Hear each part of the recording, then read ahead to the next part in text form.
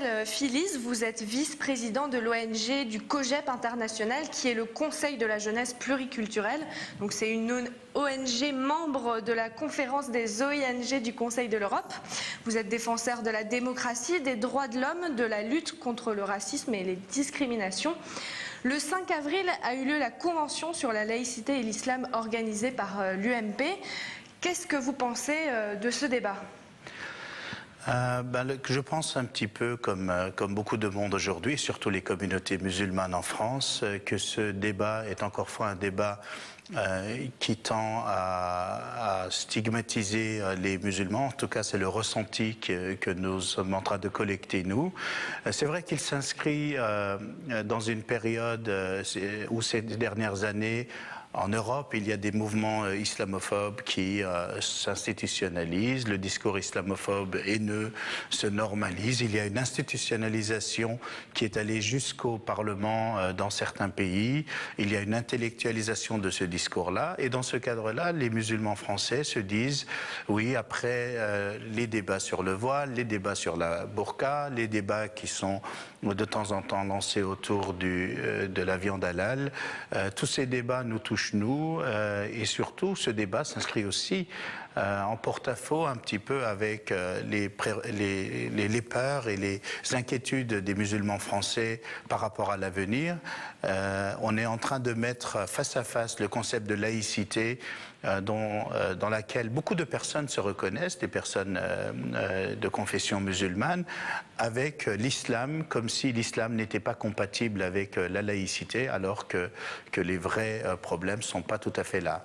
Vous pensez qu'en France, aujourd'hui, les politiques ne répondent pas vraiment à la question sur la laïcité, que ce soit à droite ou à gauche ?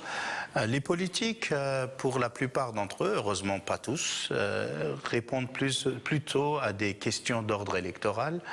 Ce qui semble les intéresser, c'est de contrer l'extrême droite sur leur droite, ce qui veut dire qu'on est en train de chasser à certains endroits et dans certains discours dans les terrains de l'extrême droite, ce qui est très dangereux puisque ici il s'agit de valeurs, il s'agit des valeurs de notre République auxquelles beaucoup de Français sont attachés, Français de confession musulmane sont attachés depuis très longtemps, et je pense qu'aujourd'hui le vrai débat, celui qui devrait s'inscrire, c'est comment tous ensemble on peut vivre ensemble en connaissance de cause, avec un respect réciproque, et surtout ce que M. Copé appelle le mieux vivre ensemble. Le mieux vivre ensemble passe par l'association de toutes les parties de la population et non en choisissant une cible et qui est aujourd'hui les communautés musulmanes en France.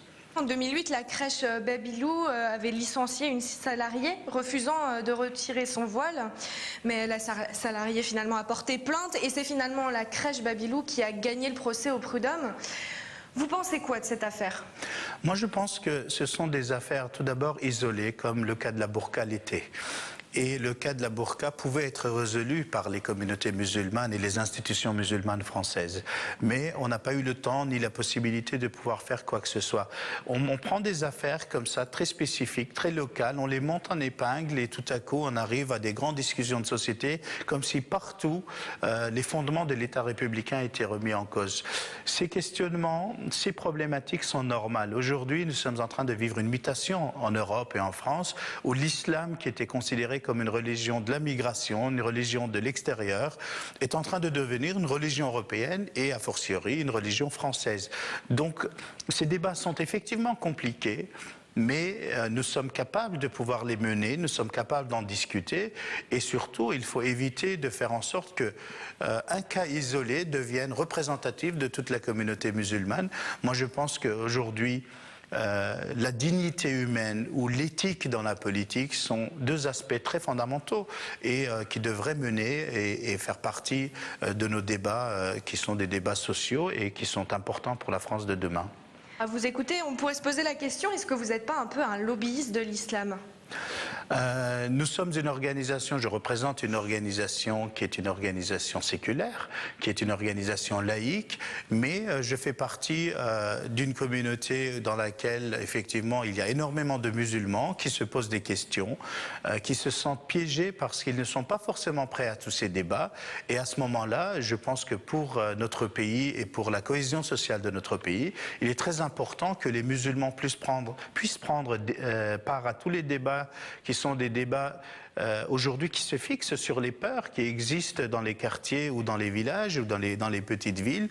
Alors pour vous, justement, quel serait l'avenir pour la laïcité en France ?